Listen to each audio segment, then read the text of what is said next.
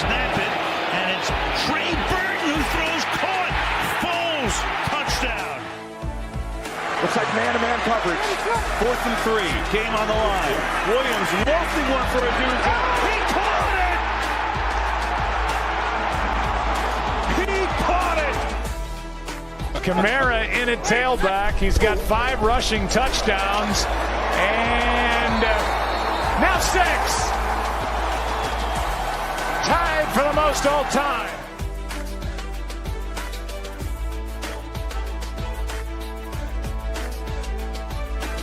You're listening to the world's #1 football podcast. Now with more insights on all things football, here are your hosts, Ben Hansen, Matt Hartman, and Ryan Matthews.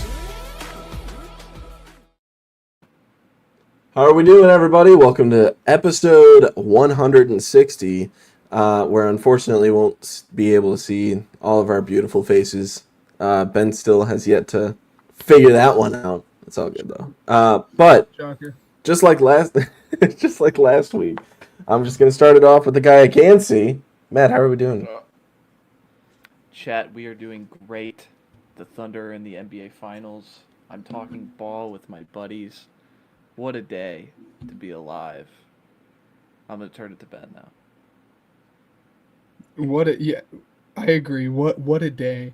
No, it's going great. Again, the prophecy has spoken. We said it when OSU won the Natty, that this is going to be the year of the podcast. This is going to be the year of the boys, that OKC is going to win it, or when OSU won it. It's just going to be great. I got my Eagles. You know, he has OSU. And they did win. They did win. I just want you to say it one more time. They won. It was cool. Anyways, cool. I did it first. You just had to be like me. No, I'm doing fantastic. It is beautiful outside. And I got my house to myself for the weekend, so it's gonna be nice to be able to relax. So, Ryan, how you doing? It's beautiful outside. Dude, it's been raining all day over by me. Terrible. Really? It's been miserable. And sunny. 85 Dude. and sunny here in Bloomington today. It was fantastic. It was probably the gloomiest of days over here, but I had a great day at work, pretty good. I took a pretty phenomenal nap right afterwards, so, feeling great and ready to talk some ball with the boys. So welcome into the show, everybody. Let's go ahead and get started with weekly news, where Frank Ragnow retired at 29 years old. It's just the Ben Johnson effect, honestly. You know what I mean? Like, his coach isn't there. It's kind of a bummer. He has to play against him. And he just looked at, that Bears D-line and was like, dude, I can't do this. So I'm just going to go ahead and tie him. I've already made my money. And now that just makes Drew Dalman the best center in the NFC North. I mean, I don't know. I can't say I wouldn't make the same decision. You know what I mean? I mean, he sees the decline, it's coming, so it's happening. No, so much of it, so this it kind of came out of nowhere. Like, no one talked about it, and then you just woke up one day. At least for me, I woke up, I woke up at 2, but I woke up and I had gotten the report that he had retired again at the age of 29, and it's a bit weird. You usually don't see these surprise retirements too often unless you are a Lions fan at this point. But it really is going to have, I think, an effect on the season. Because, again, you already mentioned you lose your 2 coordinators. You lose a very, very important piece of your offensive line, again, at the age of 29. I think a big reason, not to speculate, but we're going to speculate. I think a big reason of it was he just couldn't escape the injury bug. As good as he is, he's had numerous back injuries, knee injuries. I think he fractured his throat at one point. Turf toe, groin injuries, calf injuries. He just wasn't ever able to escape kind of the injury bug. And it's going to be an interesting season for the Bears now. Again, losing many key pieces, and the run game was already going to be a question with Ben Johnson leaving, and at the end of the day, you have Jahmyr Gibbs. It's going to be good, but, we have to start factoring this in a little bit and kind of expecting at least a little bit of a drop-off with Ben and Frank now gone. But, Matt, your thoughts? Yeah, I mean, the guy's made over $30 million before the age of 30, so I think it's easy to hang up the cleats when you have that in the back of your mind. But from the Lions' perspective, it's an interesting turning point for this team because the last few years now, they let Jonah Jackson walk to the Rams, who was inevitably traded to the Bears, and now Ragnow walks. And they also let Kevin Zeitler walk to the Titans, I believe. So again, if they know about Frank Ragnow, do they make all of these decisions leading to now in June him deciding to retire? They, of course, knew by the draft. They drafted Tate Ratledge out of Georgia in the second round pretty early for him, but he was the best center upside player on the board. And they took Miles Frazier out of LSU, who is also projects as an interior guy. So they, of course, knew this was coming, but now this puts an emphasis on their interior offensive line because Jared Goff is very spooked by interior pressure specifically, more so than coming off the edge. And so you're putting a lot of faith in Christian Mahogany, who was a sixth-round pick last year, who only played like 200 snaps. Tate Ratledge is a rookie. He's never played center, from what I believe. I think he only exclusively played right guard at Georgia. And then Graham Glasnow, who is only on a steady decline. So, again, like, we could be talking about the Lions, and I think me and Ryan have kind of had this point of, like, we could be talking about the Lions in January going, man, this team missed their window because everything around them is just plummeting and continue to, just continue to kick down the road. And that's not even mentioning the fact that in 2026, they're in the red significantly because of this roster and because of Jared Goff and Amon-Ra St. Brown, who are good players, but can they take you to the Super Bowl? Maybe not. Yeah. Moving on, speaking of players that may or may not take you to the Super Bowl, Bryce Huff was traded to the 49ers for a conditional 5th-round pick that can turn into a 4th depending on incentives. So, Super Bowl champs pushed in their chips on Azeez Ojulari. I'm just kidding. No. But, They are. Ben, how are we feeling about this? We got to hear from the Eagles fan about this. And then one fun thing, Eagles, to talk about afterwards. But, yeah. Yeah, I mean that felt inevitable. I mean, I had said it like since literally the day after the Super Bowl. I had talked to you guys about it that it felt like he was not going to find a place on this roster. Again, you saw big steps from Nolan this season. I mean, as soon as Bryce Huff went down, he fractured his hand. Nolan had to step up, and he thrived in that role. Jalix Hunt played way better than what anyone could have expected from a safety, from 2 years ago that played at like Cornell, which is absolutely crazy that he's dominating the way he is, at least as a rookie. The writing was on the table.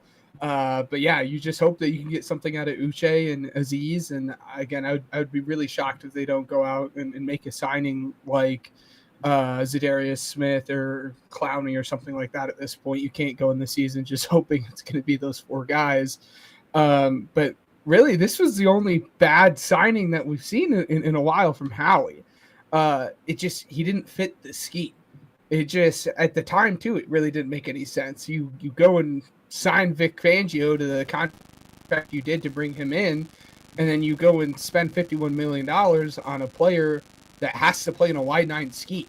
Because you've seen him now in the Fangio defense that isn't the wide 9 scheme, and he just cannot do anything.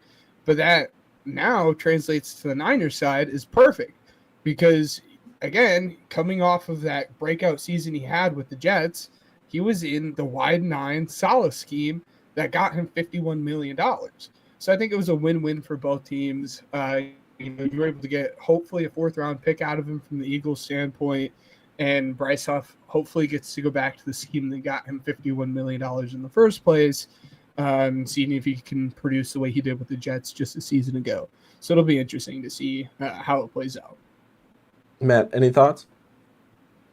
Yeah, just the way the Eagles year over year have attacked positions, I'm stunned that the way they attacked pass rush specifically, because you looked at last year. And Howie of all people. Yeah, we knew secondary was the biggest issue going into the 2024 season. So what did he do? He logged jammed it. He re-signed C.J. Gardner-Johnson at safety. He trades up for Cooper DeJean, takes Quinyon Mitchell in the first round. He log jams it with all these cheap contracts, and seemingly they all hit. Like, they all provide value to making a Super Bowl. And then this year, he loses Josh Sweat. We knew that was going to happen. He loses Milton Williams. We knew that was going to happen. Oh, Bryce Huff was a swing and a miss. We have to get rid of him.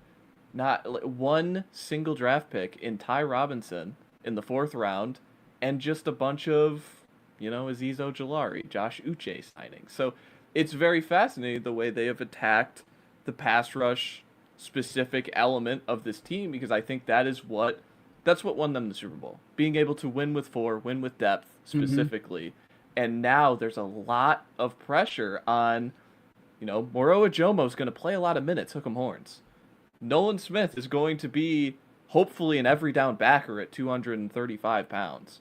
And then the same thing with, I think Jalix Hunt and Azeez and Uche are kind of going to sprinkle around more so than be an every down, one of those guys being every down. But just specifically, it's interesting the way they attacked it, and I think it stems from this team is finally getting expensive, that you can't just keep knocking down the doors and continue to replenish every single piece of depth that you have.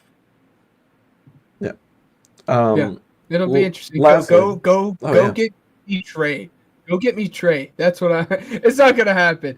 I mean, is there any move that's more Howie than going to trade for the disgruntled pass rusher from the AFC?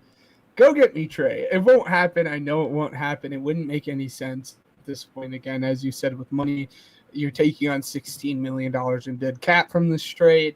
So the money there doesn't really work out. But I would love to see Trey. Again, it's not going to happen. But I think it comes down to just banking on Vic. Vic had put this team in a very good situation just a year ago, and you hope that Nolan Smith can continue to take that next step forward. Same thing with Jalix, and we'll see. But sorry to cut you off there, Ryan.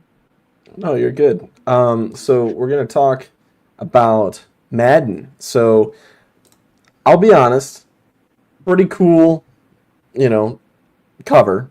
I think that they got the cover. It's like the first real play cover since like Odell's catch. Yeah. Mm-hmm. I'm also a huge fan of the fact that, it should be Saquon. You know what I mean? After the year that he had, it should be Saquon. But did you guys hear about anything regarding the gameplay and what's new in this game? I heard the weather is going to be a big factor. Like real world weather is like a big thing. Well, let me tell you, boys, this game's going to be playable this year. So this is what's new in Madden. And for those of you wondering, here we go. Quarterbacks with actual signature animations, so the throwing, release, the running, the tendencies, stuff like that. So, for example, if you're on the run, quarterback like Joe Burrow, for example, is going to be more likely to stop and set his feet to throw compared to Patrick Mahomes that can do it cross-body no matter what, essentially, right?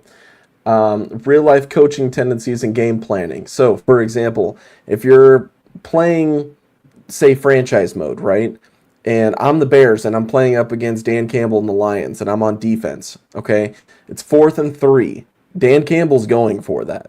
So it will happen that way in the game as well.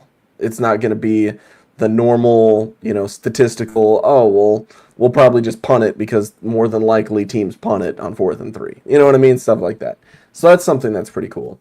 Like Ben said, upgraded weather, it also affects gameplay, stuff like that. So, snow, it's becoming thicker. There will be a pathway as well for like when you run, but overall it's getting more slick. Same thing with rainy conditions as well. You get halftime shows now with Scott Hansen, as well as weekly wrap-up shows. So that's pretty cool. You get custom broadcast packages for all the primetime games. I believe that they took this from college football because they did the real NFL team mascots / intros. So that's going to be really cool for the beginning of games. wear and tear from college football 2025 is in this game as well for Madden 26. So they finally integrated that. Twists and stunts, custom zones, and 1,000 new plays were added.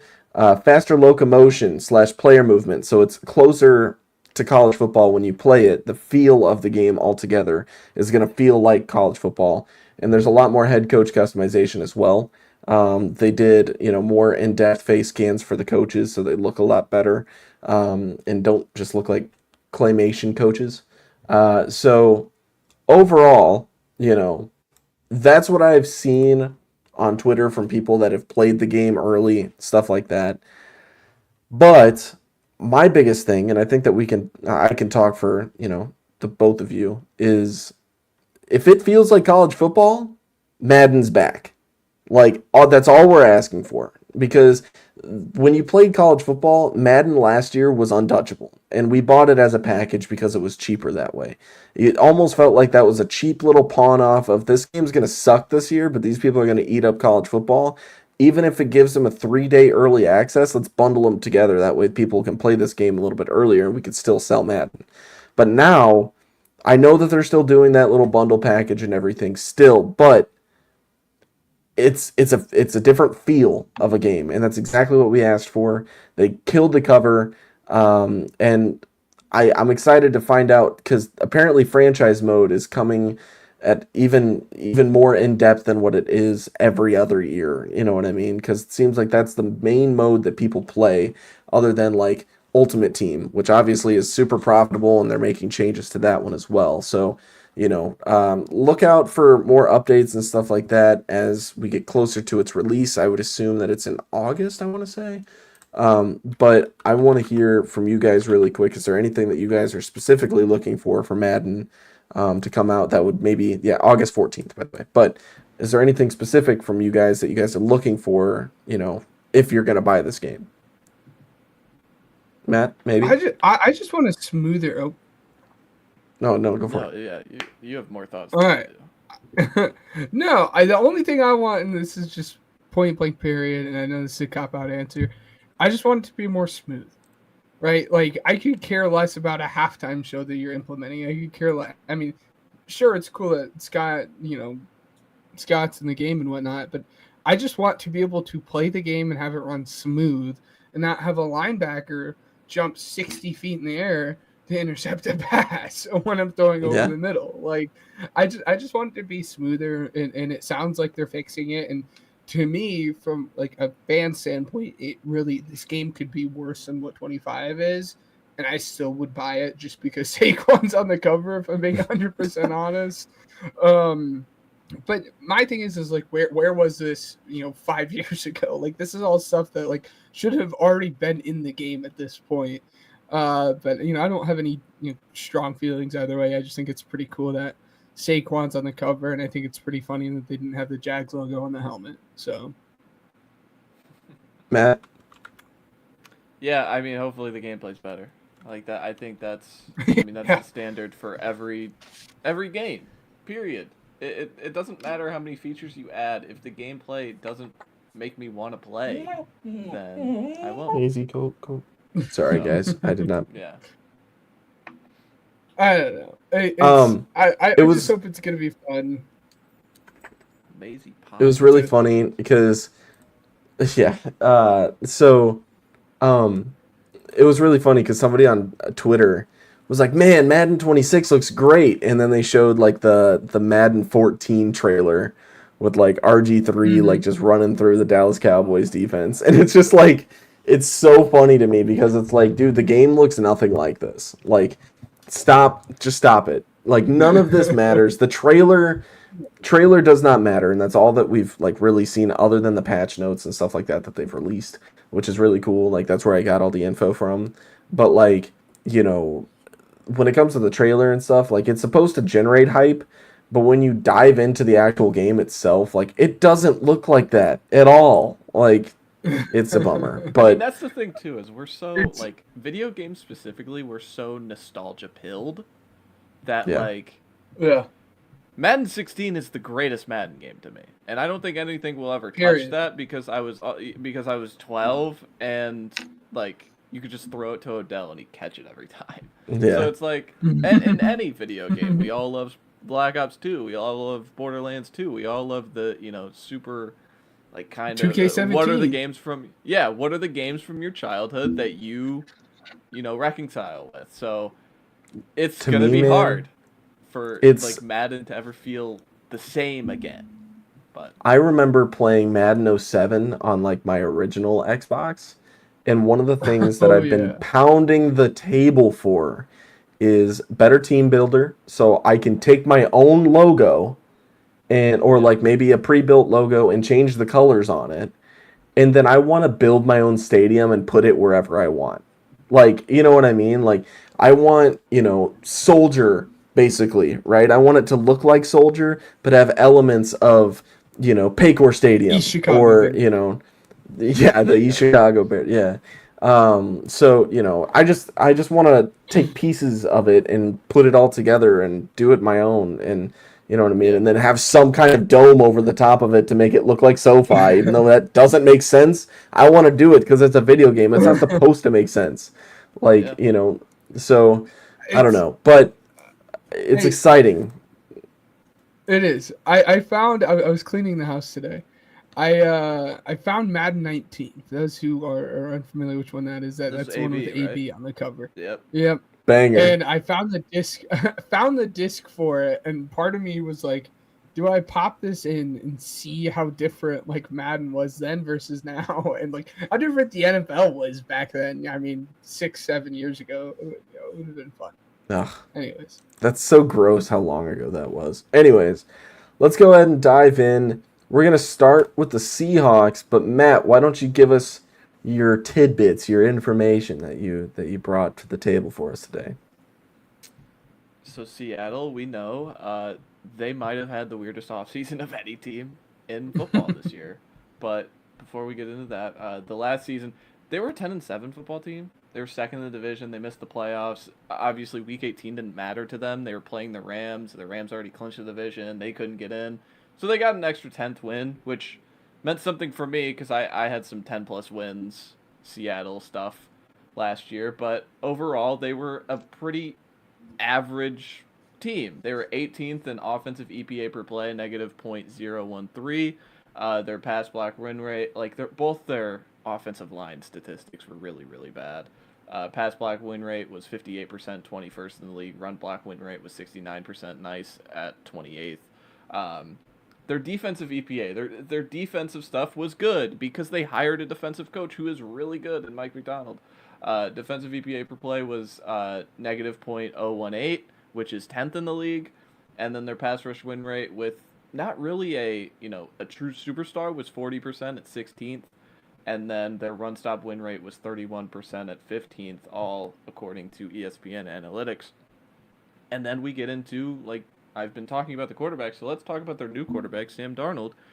Sam Darnold last season, .127 EPA per play, which was 14th in the league. So he was a top half efficiency quarterback last season. And then 50.9 success rate, which is tied for 9th with the one and only Patrick Mahomes. So is Sam Darnold the same as Patrick Mahomes? Probably not, but in terms of success rate in 2024, we can look at and say yes, he was. But their offseason, small little keep tabs. They kept Ernest Jones, inside linebacker, who me and Ben really like, 3 for $28 million. Jaron Reed, a kind of inning. I like to compare him to an inning eater, like in baseball, just a middle reliever. At the interior D line, 3 for 22. He's getting up there. I think it's a 1 year out, so they could have him for this year and then cut him. And then lastly, Josh Jobe, 1 year for $2 million. According to our lads, which is the main kind of special teams demon. Yeah, he's the main starting outside corner outside of Reek the Freak Woolen for the Seattle Seahawks right now. So it's really that was noticeable to me, and they've spent on the position before. So that was interesting. And then their additions, obviously. Sam Darnold, Cooper Kupp, DeMarcus Lawrence, all 3-year contracts. Guess what? They all have outs after 1 year. They signed Marquez Valdez-Scantling, Saints legend, for 1 year, $4 million. Josh Jones, Houston Cougar, Arizona Cardinal, Baltimore Raven. That's just me flexing my ball knowledge. Swing tackle, 1 year for $4 million. And then they brought back Drew Lock. So that was pretty cool. 2 years for $5 million. And then they drafted interesting. This was John Schneider is a very valuable position. He's very valuable position pilled. A lot of edge rusher, a lot of kind of things like that. So to see them draft Gray Zabel, Nick Emanwari, Elijah Arroyo, and then take Jalen Milroe in the 3rd round is interesting. And then they had 7 day 3 picks. And, of course, their departures, pretty hefty snap counts here on their on what they got rid of. They traded Geno Smith over 1,000 snaps. DK Metcalf, they traded away for a 2nd-round pick, over 800 snaps. Draymond Jones, 600 snaps, another one of those interior D-line guys. Tyler Lockett, 762 snaps. They cut longtime Seahawk. Lincoln Tomlinson, who isn't really good, but he had over almost 1,100 snaps last year. And then Rayshawn Jenkins and Trey Brown, kind of, little depth secondary guys, they let go. And they signed for minimum somewhere else. But the big thing with the Seahawks this year, my big season outlook question for them is, how do the 2025 Seahawks shape the next 5 years of Seahawk football? And what I mean by that is their offseason was really silly. They traded away 2 competent players at premium positions in Geno Smith and DK Metcalf to get worse and to add draft capital. Usually when you do that, you aren't signing Sam Darnold, Cooper Kupp, and DeMarcus Lawrence for pretty good market value contracts for those players. All aging and diminishing players. But it makes me ask the question with them. Do they want to be good? Do they want to thread this tightest of needles? Do they think Sam Darnold's going to win them 12 games, 12, 13, 14 games like he did in Minnesota? Or are they slow tracking a rebuild just to say, well, we turned every stone. We tried to get better at quarterback. We tried to get younger at quarterback, but it didn't work out. Now we can fast track a rebuild. But whatever it is, the 2025 Seahawks unlocks a door. Door 1 is Sam Darnold's good, and you pay him like Baker Mayfield is right now. And they continue to go down this road of, fine to above average quarterback play at market value contract, mid-tier contract. Door number 2, they suck, they underachieve, and they punt on everybody. They sign this offseason, Cooper Kupp, Marcus Lawrence, Sam Darnold, and they restart and they rebuild. Something they have not done since before Pete Carroll was there. And then the last door is, what if there's a mystery door that involves Jalen Milroe or involves Sam Darnold being good, but keeping him on this current contract and not, re-signing him to a massive number. It's interesting. I'm interested in the Seattle Seahawks because I think we're going to look back in 5 years and say the 2025 Seattle Seahawks pushed them into a direction that they now have to kind of work around. Yeah. Go ahead and look at the schedule here. Well, couple thoughts there on the Seahawks. First off, loved. I mean, you of all people can offer insight on this, but love the offensive coordinator change. You hope that Clint can come in and bring in kind of a new offense that can kind of help Sam. Second off, we love Gray Zabel.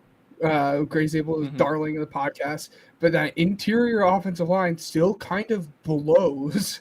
And what was Sam Darnold's one big question throughout the entire season? You can get him flustered and make him see those quote unquote ghosts when you get that interior pressure. And then 2 more kind of side notes. If Josh Jacobs is starting outside corner, it's not going well for you. I can tell you he was on the Eagles. It's not. It wasn't fun. And then second off, I know you weren't a big Nick Emanwari guy, but does the placement of Nick Emanwari going to this specific team of all teams change that a little bit for you, Matt? Because I think this outside of the Ravens, this would have been the team I wanted him to go to because of McDonald. Because McDonald was kind of the person that turned Kyle into what Kyle was, and you hope that you can do that with Nick. So does that change it? It changes it enough that I think there's a plan for him. I still think he's rigid at this point to play overhang safety. I still project him as a box safety long term, but no, I think having a creative defensive mind for him was a valuable tool in the draft, and I think he got that. We love it. Let's go ahead and Jalen Milroe, it'll be fun. But yeah, oh yeah, If if the he's able to exact play. pick that they traded Geno Smith for is the Jalen Milroe pick, so we could look at that in Yes. 5 years and be like, that's fun. That's fun. yes. All right, so starting off week 1, I'm going to have them lose against the 49ers at home. Matt, what do you got? Yeah, I'm gonna have them lose. Ben? Yep. Loss. I have them winning in Pittsburgh. Matt? I'm losing. Ben? I have them winning in Pittsburgh. I have them winning at home against New Orleans. Matt? Winning. It's gonna be interesting to see if you have the Saints win a single game this year. Yeah. But yes, I have the Seahawks winning this game as well. I have them losing in Arizona on Thursday Night Football. Yeah, I have them losing. They'll probably split with this team. Yeah.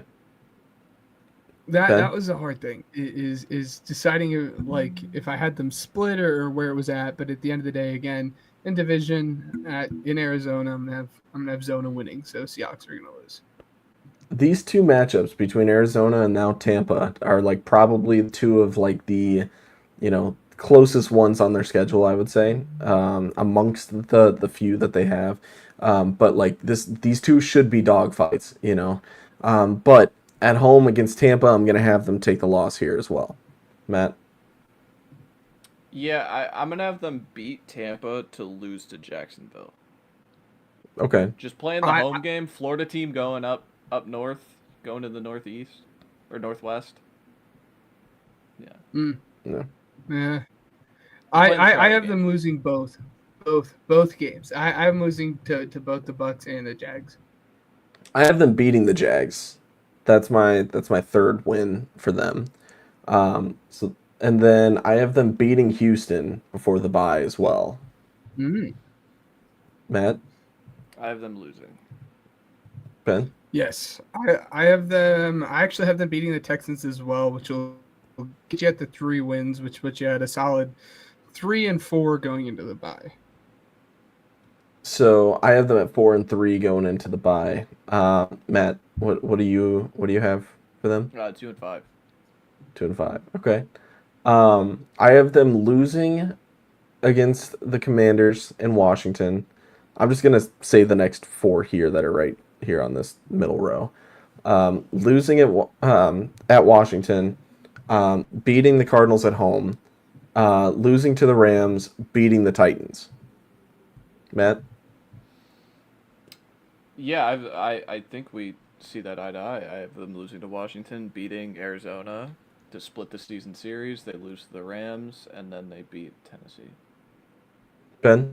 I have them losing all 3 actually of those first 3 games. I actually have them getting swept by the Cardinals. So I have them losing the Commanders again, getting swept by the Cardinals, and then losing to the Rams as well. But I do have them pick up, their first W coming off the bye 4 weeks later against the Titans.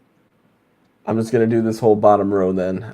So I had them losing against the Vikings, beating the Falcons, beating the Colts, losing to the Rams, beating the Panthers, and then I'm going to have them beat the 49ers to finish 10-7 on the year.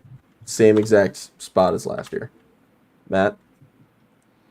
Yeah, I'm gonna have them beat the Vikings, lose to the Falcons. I think you kind of I'll have them beat Indy. Why not? And then they'll lose out. They'll lose to the Rams Thursday night. They'll lose to the Panthers on the road, and then they lose to San Francisco, which I'll tally it up. Ben, you go with yours, and then I'll tally up what I have. Yes, I have Sam Darnold beating the Vikings, which will be a fun game to watch. Sam Darnold revenge game.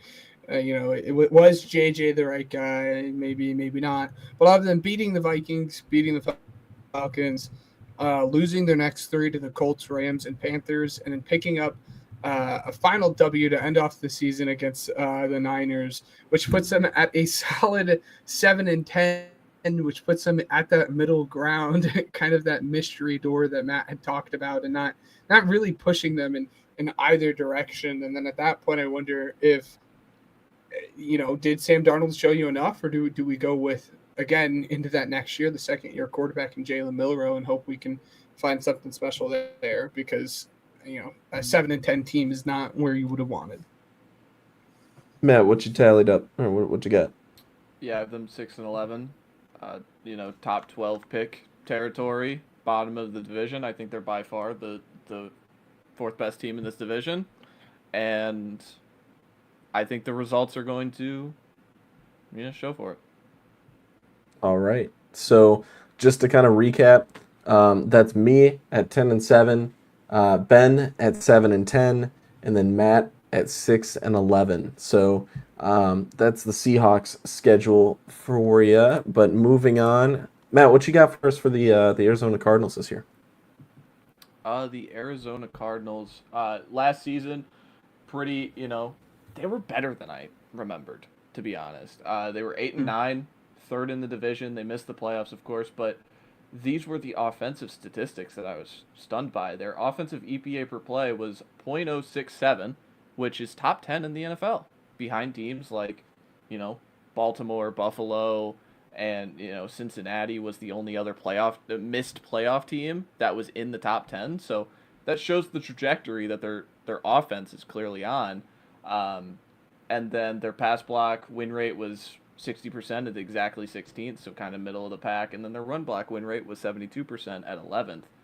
Their defensive EPA per play was pretty bad, .050. Usually you want that number to be in the negatives, because then you're allowing negative points pretty much per play. That was tied for 23rd with the Rams and the Titans. So not really the place you want to be defensively. And then their pass rush win rate was 33%, 28th in the league. And then run stop win rate was 30%, and that was 20th in the league. But overall, Kyler Murray had a pretty successful year with efficiency metrics. .150 EPA per play, which was 13th in the league. 51.3 success rate, which is 8th in the league, higher than Mahomes and Darnold, who we have mentioned before. And then you get to their offseason, a banger offseason for them, truly. They extend Trey McBride at a monster deal that at the time was the biggest tight end contract in the league, 4 years for $76 million, and then Kittle kind of topped it by like $400K.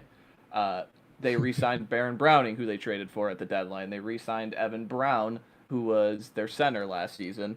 They re-signed Kelvin Beachum, who played a lot for them because I think Jonah Williams was down for a little bit, so he played a lot of swing tackle. They bring him back for kind of a veteran minimum.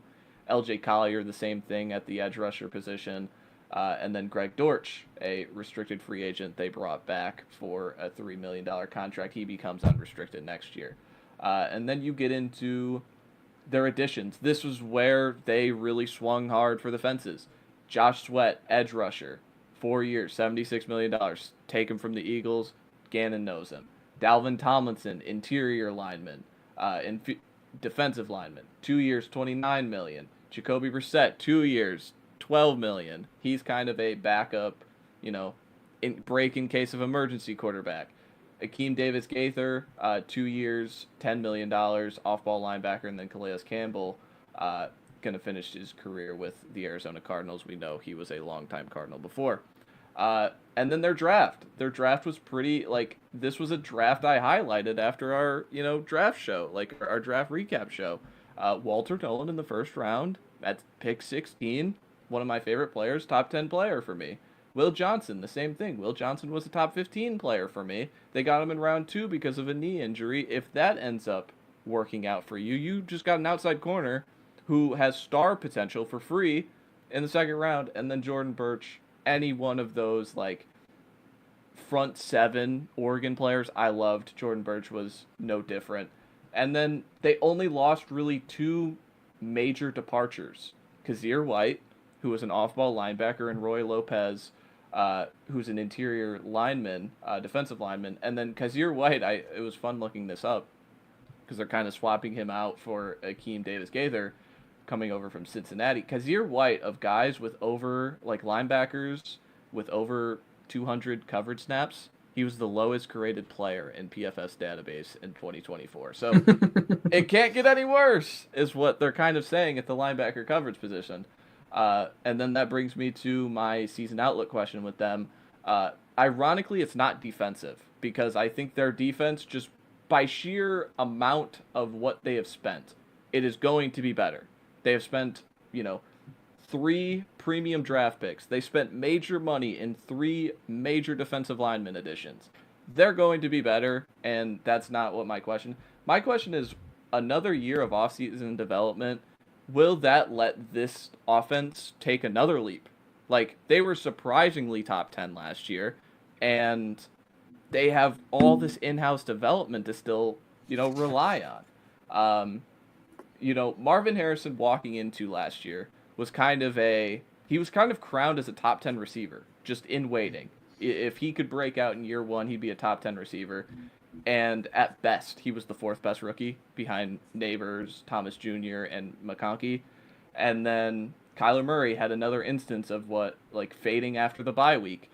They were 6-4 prior to the bye week. They were in EPA per play on offense. They were top 10, and drop back EPA per play, which is all dependent on the quarterback, was 6th. After the bye week, when they finished 2-5 and missed the playoffs at 8-9, they were 15th in EPA per play, and Kyler was specifically 17th in dropback EPA per play. So dropping nearly, 7, 8, 9 spots in offensive EPA per play, a very common efficiency metric at the back half of the season, it's the story of Kyler Murray. So that is what makes this interesting for me. If this offense can continue to take another leap forward and play for 18 weeks, they have so much talent.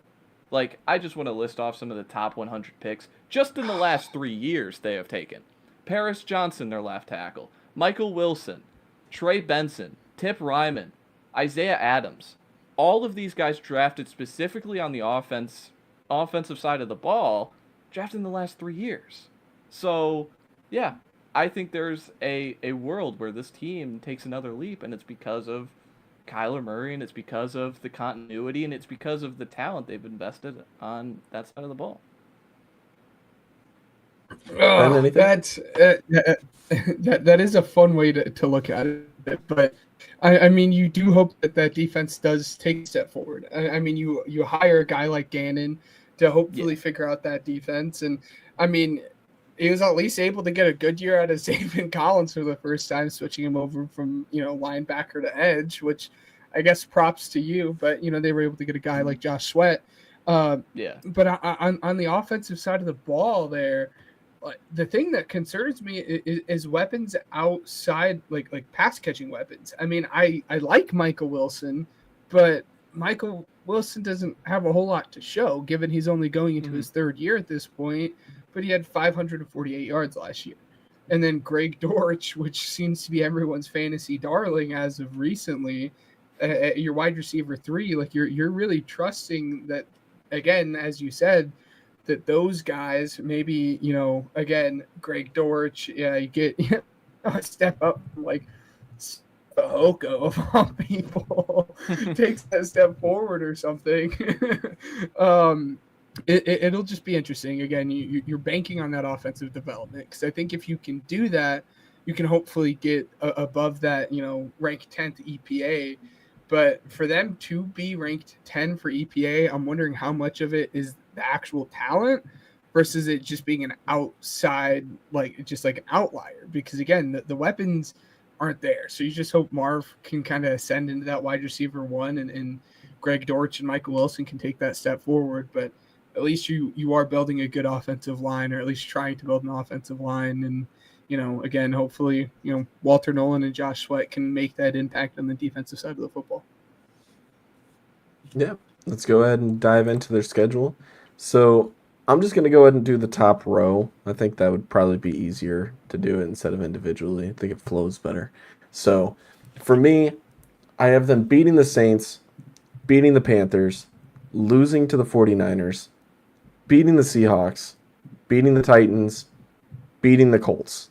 Okay? Starting off 5-1 on that top slate in the first 6 weeks. Matt, what do you have? I have them just a little bit behind at 4-2. I have them winning their first 2 games, Saints and Cardinals, losing to San Francisco, beating Seattle, losing to Tennessee, and then winning against Indianapolis. I think those are kind of like a, you win one, lose one kind of situation at the end. Ben? That's funny because we actually have it to a T, the exact same 4-2. W's against the Saints and Panthers, lost to the Niners, pick up the W against the Seahawks. You lose to the Titans, and then you win against the Colts. So we actually see that first 5 weeks or 6 weeks exactly. Okay. Next row, I have them beating the Packers, and then beating the Cowboys, losing to the Seahawks, losing to the 49ers, beating the Jaguars, beating the Bucks, losing to the Rams, beating the Texans. Oh, I'm sorry. Wow, holy cow. I'm sorry. Jags, Zoned out there. Stop at Jags. Stop at Jags. Yeah. Yeah. So, my bad. Yeah. I have them beating Green Bay, which takes them to 5-2 at the bye week. I have them losing back-to-back right after the bye. I have them losing to the Dallas Cowboys on Monday Night Football and then losing to Seattle. But winning those next 2, beating San Francisco and beating Jacksonville. Ben? There you go. I have them losing to the Packers and Cowboys. But then I have them beating the Seahawks, losing to the Niners, and beating the Jags. All right, I'm gonna start the bottom row over. That's my bad. All right, so I think I had them beating Tampa. Hold on, wait a minute. I'm trying to think. 1, 2, 3, 4, 5, 6. You confused himself. 7, 8. Okay, so beating Tampa, losing to the Rams, beating Houston, losing to the Falcons, beating Cincinnati, beating the Rams, and now you're at 12-5 for the Cardinals. I have them losing to Tampa Bay on the road. I have them beating the Rams. They're kind of gonna, back and forth. They'll beat the Rams. They'll lose to Houston. They'll beat Atlanta. They'll lose to Cincinnati. Kind of just playing the road away or the road home kind of splits. Like I just like picking the home teams. And then that brings you to a clash. They're 9-7. We haven't done the Rams yet. So I don't know what the Rams are going to be, but this could be a game where they're both 9-7, fighting for a playoff spot. I'm going to have them losing to the Rams. So I'm going to have them finishing 9-8. Just on the cusp. I'm not as high as Ryan is on this team at 12 wins, but still. Yeah, finish it off. 12 wins. Whew. Yeah. I have them pretty much almost the exact same as you. I have them beating the Buccaneers, losing to the Rams, beating both the Texans and Falcons, and then losing those final 2 games against the Bengals and Rams. And that puts them at a 9-8 season for me as well, which will be, again, interesting because, if you're a Cardinals fan, do you want another 9-8 season? Probably not. But it's kind of the outlook. How does the season go? And it's kind of all story-based and narrative-based. And, you'll see where the season takes you. But another 9-8 finish might get you souring a little bit on this team. But, Ryan, not to make it about this team, but I noticed you had both teams losing or beating the Texans. You going to be lower on the Texans than the consensus?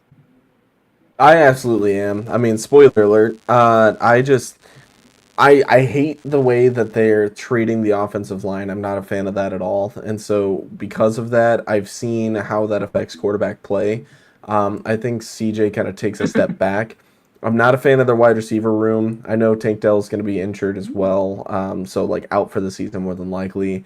And overall, I mean, I just think that this team takes a step back altogether. So, yeah, not quite a fan of the Texans this year, but I'm not saying that they're just going to lose every single game because, like, recently my predictions have been kind of biased against them. But like when we get to the Texans, you'll see like Yeah. it's not quite as bad as I'm probably making it seem. So Yes.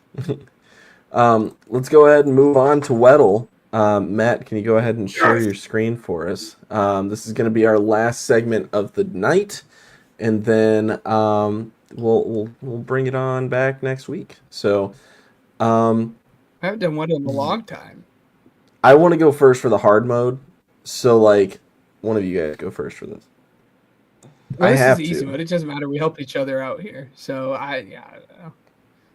AJ Brown. So, of course, what is this? This is just skill position, right? There's no defense. Yep. No No defense. linemen. Okay. No special teams. So, not a receiver. He's tall. He's really tall. And he's old. But he's in the NFC. So it's got to be a quarterback. Who's tall and old at quarterback in the NFC? Let me cycle through my head here. This is tough. Guys, we've been out of the game for too long.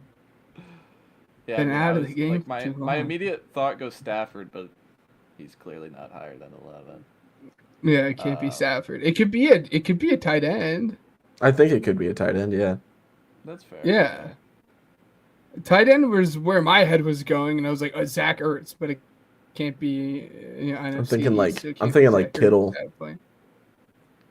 Yeah. All right, let's throw a tight end, see if we get the. Kittle's actually great. Look at that. Good Yeah. job. Nice. Yeah. Nice. Good job. Yeah. Look at that, All look at right. that. It's got to be Dexter. It's got to be. Give me Dexter. Yes. Knowing us, this entire break that we've missed. Okay. I was confused. Dang it. Okay. It was probably Well. a Wednesday that we didn't do it, and you just missed your chance, and you're never gonna get it Oh, again. dude. I'm gonna look it up after this just to see, because like there's a database of like all answers All somewhere. the I'm sure. Yeah. So he's NFC. He's on the defensive side of the ball. He's pretty young.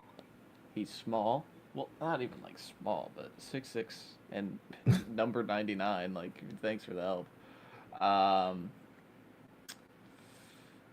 hate going after you. I hate going after you. I'm worried that it's gonna get to pick 5. Yeah, I'm worried it's gonna get to pick 5. I know exactly who I want to pick, and you're just gonna take him. Yeah, that happens. It does a lot. I guess I'll go with like I'm trying to think of corners who are kind of reaching that. I'll take J.C. Horn. Why not? Okay. So he's 24. All right. Not a DB either. He's short. He's 6 foot. What? He's not a DB and he's short. Oh God. So he has to be a small linebacker. I don't know. I have a name. Nolan? Or not Nolan. Nakobe Dean.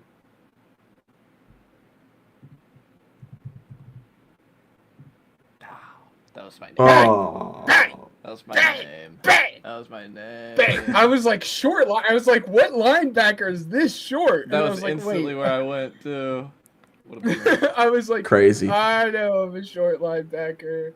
All right. Good job, guys. So that'll do it. Unless, do we have any closing comments, anything like that from the boys? Next week, right? Yeah, next week. Yeah, Thursday. Yeah. Right? Next week Thursday? will be Thursday Thursday? because of the NBA Finals. Yeah. The not next because time, of anything else. the next time I'm on stream, I will be a year older, guys. That's how it works. So Prepare for me to be distinguished. Yeah. A distinguished gentleman here on the podcast. Dude's gonna have gray in his mustache. It's gonna be crazy. Yep. Ben might have a camera by then. No. You're asking too much. It might just have to be a bit. Like, it might just have to be no camera until the start of the season at this point. Like, No camera, Ben. Kind of No face camera, reveal Ben. this season. Like, that might have to be the new bit that we have going here. He's just blonde. Really quickly, I know, Matt. I know we had talked about it, but you excited for Gunnar Rivers to be the next quarterback for your Texans? You guys are just gonna be a powerhouse of QB sons. Yeah, I mean, we've talked about this. I hope he goes to state. I do. I hope he goes to NC State. That's where his papa Phillip Rivers played. But yeah, no, I think, what is it? Diabell is the son of NBA star, but like I feel like ESPN now. Raja Bell, who is kind of an NBA role player, not a star. And then, of course, Arch Manning and now Gunnar Rivers. It's interesting. I mean, everybody wants to work with Sark because I've had this take for a while that I think QB development in college football is really fading in a bad way. That I think Sark is one of the few quarterback developers who coached in the NFL with the Falcons and has been around the game so long that I think you kind of nurture young kids into like, coming of age in college to like figure out what do I need to master to make it to the league. And so I think he's a very valuable tool in college football for some of these. And it makes sense why all these like former quarterbacks are like, "Yep, go learn from Sark," and that was the entire Manning like camp. Yeah, it's funny that you say that now. You're not to throw a wrench into the whole thing because we were supposed to end. I'm wondering if we're starting to shift away from that though, right? Both Cade, because we're all talking about it, but both Cade Klubnik and Drew Allard have both went back to school at this point. We'll see it if like a Lenora Sellers and whatnot goes back to school and Arch Manning.